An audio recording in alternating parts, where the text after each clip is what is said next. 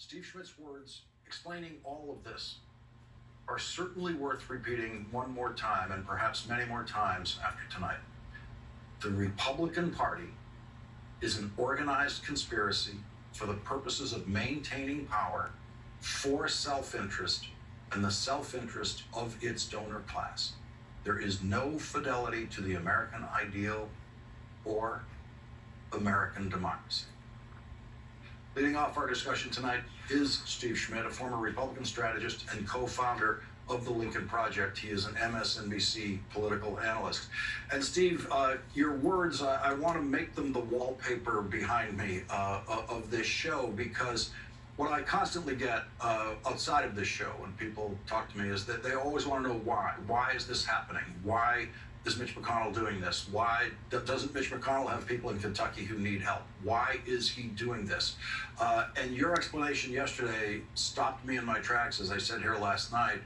And it does seem to explain everything that we're talking about in terms of what Washington Republicans were up to today, both with the Supreme Court and with the refusal to move on COVID relief.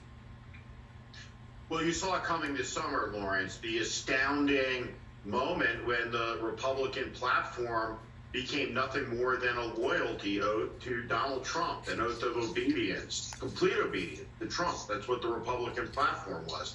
Not even a pretense of policy issues or ideas in it. And so today's a historic day.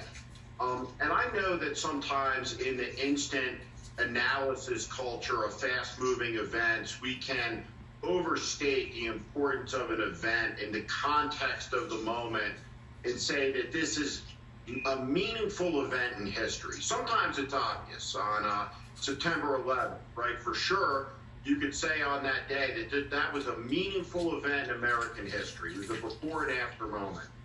Today was a before and after moment in the life of the nation. 106 members of Congress broke faith with American democracy today. They did something the fascists, the Nazis, the Confederate Army was unable to do. They forced a majority of elected officials of one of the two major parties in a federal house broke faith with the idea that the people are sovereign, that we're a government of the people, by the people, for the people. Democracy definitionally requires one side being willing to lose an election, to accept the results, to come back the next time in the competition of ideas. And so what we saw today, this breaking of faith, which followed the poisoning of faith and belief in the system, the American system, the American Republic, which has endured since 1776. It was poisoned this month, faith and belief in it. And we're going to live with this now for all the balance, certainly, of our lives, Lawrence, because the competition in American politics is now between a Democratic Party, meaning a party that believes in democracy, versus an autocratic party. And we've never seen that. When you see that many members of Congress breaking faith with their oath to overturn an election because they don't like a result, we're off the reservation to a place that we might not be able to get back on it from. And so it's a very worrying moment. And what it means is now we're one election away from losing the country to people who no longer believe in democracy. Steve, in the words of Monty Python, let's take a look at the bright side of life, if it's there. What about those 90 Republicans in the House of Representatives under intense pressure who refused to sign on to Donald Trump's case in the Supreme Court? So those 90 Republicans are interesting. What they know is a couple of things. They know that this is insanity, and they know that every person, every member in that group of 106, that every one of them knows that Joe Biden won the election. But they're now in a political party that has an alliance with extremist militia groups, with QAnon conspiracy nuts, with nationalist groups, with white nationalist groups, with fascist groups like the Proud Boys. They are a meaningful and important part of Trump's coalition. And these Republicans stand in a coalition with those types of people. The former Republicans in the organization that we founded are inspired by how Ronald Reagan approached the contest with the Soviets. He was asked, "Where are you trying to get?" And he said, "We win, they lose." There could be no accommodation with these people. You can't accommodate the Proud Boys. You can't accommodate these racists and white nationalists, and they can't be part of a political coalition. There's only two ways to win a fight. You can win a fight through submission or through exhaustion.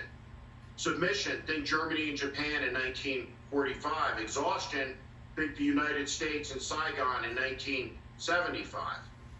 We must bring these forces, those parts of the Trump coalition, to submission through electoral defeat, which is why it's so important to maintain this broad yet fragile Biden coalition, because they have to be beaten until association with them becomes so toxic that you have no chance anywhere, at any time, any place in this country to win an election.